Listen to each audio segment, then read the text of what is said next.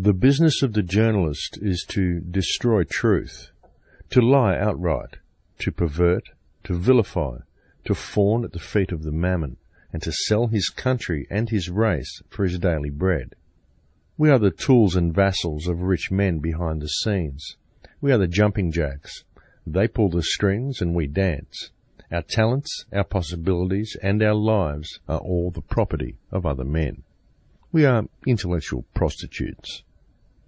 And that was said by John Swinton, who was a journalist for the New York Sun in 1880.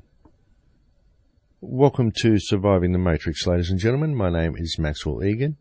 It's a pleasure to be with you again, and I will be your host for the next hour.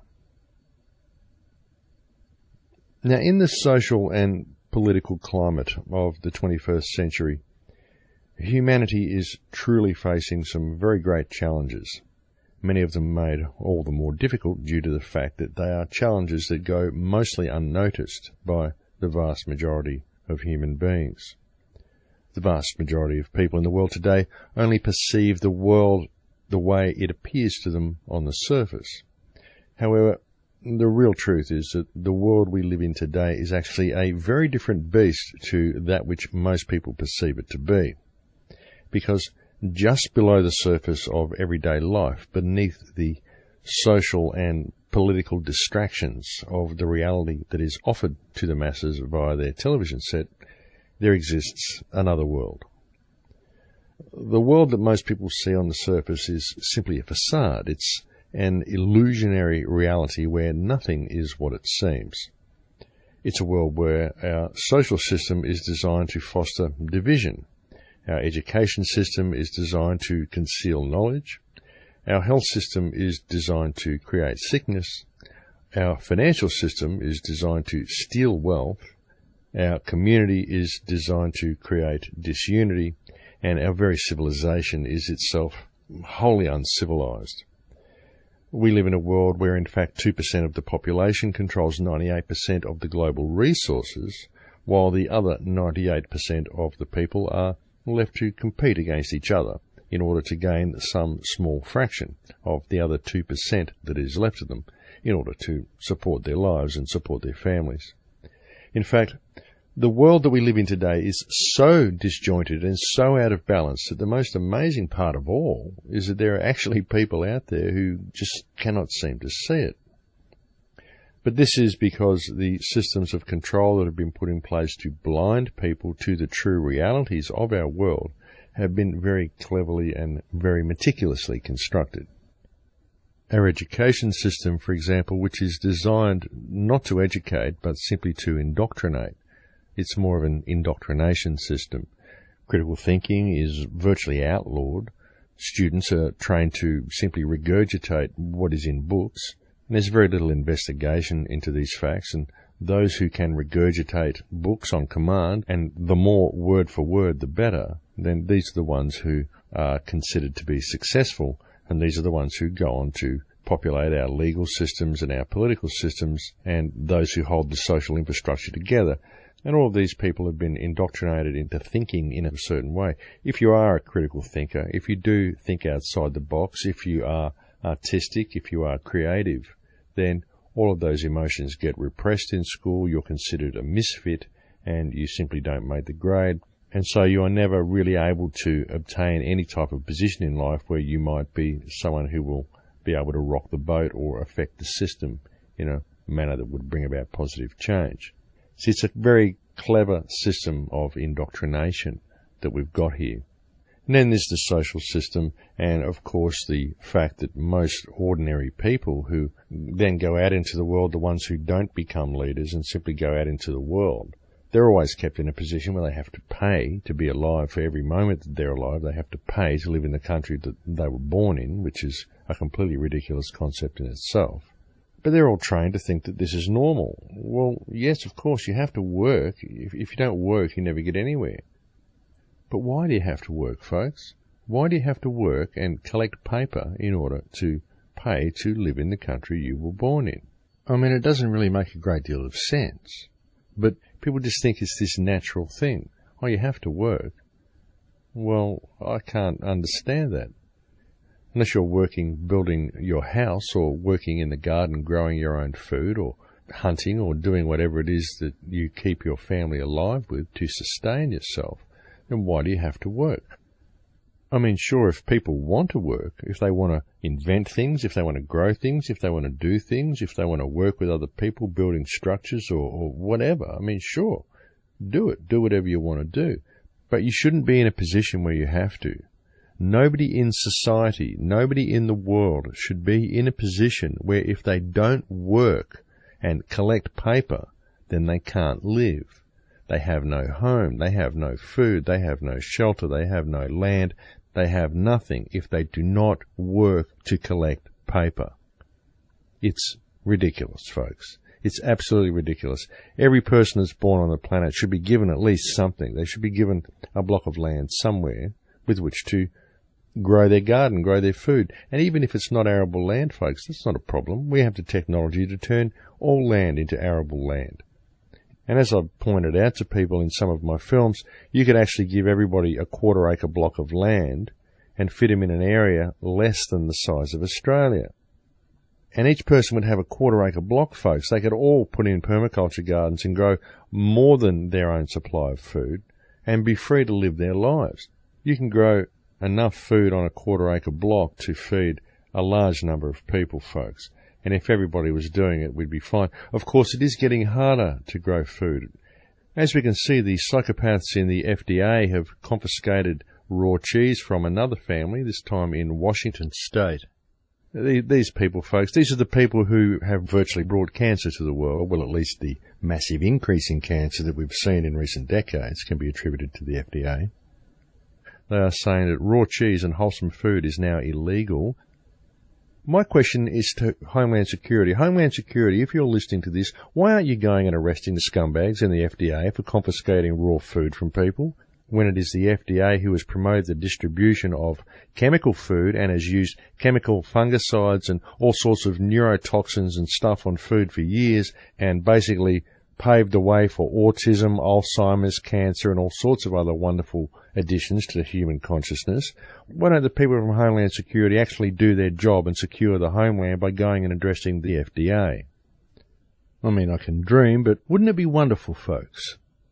Wouldn't it be a wonderful addition to our society if organizations such as Homeland Security and organizations such as the police actually did their job for once and actually went and arrested some criminals rather than simply support criminal activity and suppress the population? But I digress. It just gets me a little mad, folks. It really does get me a little mad. The people that we see within organizations such as the police and Homeland Security are truly some of the most brainwashed people and some of the most indoctrinated and socially and mentally controlled people that society or even history itself has ever known. But getting back to the topic a little bit, yes, the education system is one of the things that's used to keep people in the dark. The social system, we've got actions like those I just described by the FDA that are designed to remove wholesome food from anywhere on the shelves, anywhere that people can get it. They really want people to be consuming genetically modified food. They really want control of food to go to companies like Monsanto. That way everybody will have to work, everybody will have to be a slave, because they're not going to be able to grow their own food. They're going to have to go and purchase seeds every year, because Monsanto only issues Terminator seeds, so you actually have to buy them off Monsanto every year. You can't ever gather your own. So they're trying to control everything, folks. Most people are kept totally distracted from what's going on because of all of this useless rubbish that they're fed on their television. You know, sport and action movies and things like this, these are designed to release emotions within people, to make people feel satisfied that they've done something when they haven't. Give them a sporting team to support, or give them an action hero to identify with. You can go out and save the world single-handedly, and they'll go through the emotional roller coaster ride that the action hero went through in the film, and then they'll go home and they'll feel like they've actually done something. It prevents them from ever acting themselves because they identify with these heroes, with these sporting heroes and with these television and movie heroes. See, these things are designed specifically to suppress the need for action within the individual. They satisfy the need for something to identify with. They satisfy our deeper tribal instincts, because this is what people feel when they identify with a different sporting team, for example, or a different football team, even a different television station, different news readers, different current affairs programs, different hotels that they might go and drink at, different clubs that they frequent, different parks that they go and hang out with other people in. These are all tribal things, folks. These all satisfy man's need for a tribal community that thinks the way they do. And all of these emotional events, the emotional roller coaster ride that someone might go through in a movie, for example, the emotions that get raised in a sporting match, all of these things satisfy man's need for action, but then they prevent him from ever acting himself because someone else has just done it for him. They are all systems of control, folks, that people don't even realize are systems of control. And then when they go home, what do they do for relaxation? Well, very often they turn on the television and they get programmed what to think, what to do, where to go, how to feel. They get told what's happening in the world and they just accept it without ever investigating any of it for themselves. They just see some person there with a nice suit, smiling at them and looking sincere and speaking in a sincere voice while they're reading the information that's provided to them from a cue card. And even they, the people who are presenting the information to you, haven't done any research on the information. They're just reading what's on the card in front of them. They're reading what they're told to read by somebody else. And the television is unfortunately where most people get their information from. Some people still read newspapers, though not a great many, but the fact is that all the newspapers are all owned by the same people who own and control all the major TV stations, and so it's all the same information no matter where you happen to look in mainstream sources anyway. See, everything that's on the television, folks, is simply a program designed to program you. That's why they're called programs. And people do this to themselves. It's amazing. I'm just going to sit down and watch the next program, and for a great many people, after watching the program, then they will be programmed to think what they were subliminally programmed to think during the program that they just made the conscious choice to watch. It's quite amazing, folks. And one of the things that television programs people to do, that all mainstream media programs people to do, but television is very much a major player in this, is it programs people to never think outside of the box, and it promotes an air of ridicule towards anyone who does think outside of the box. Anyone who looks at things critically and objectively is vilified by their peers and claimed to be a conspiracy theorist or claimed to be maladjusted to society.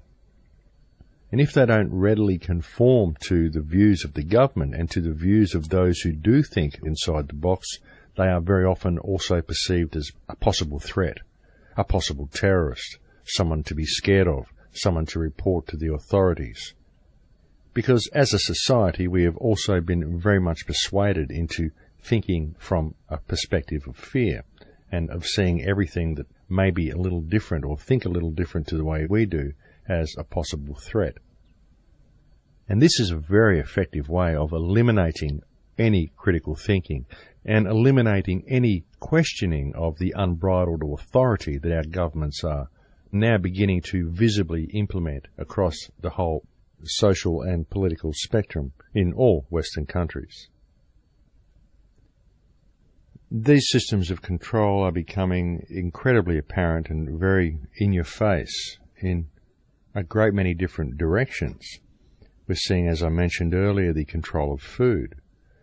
We're seeing a very marked increase in domestic surveillance. As I was mentioning last week, the cameras near where I'm living now, cameras that are virtually streaming video of everything that's happening on the street, anywhere, and this is just a small town.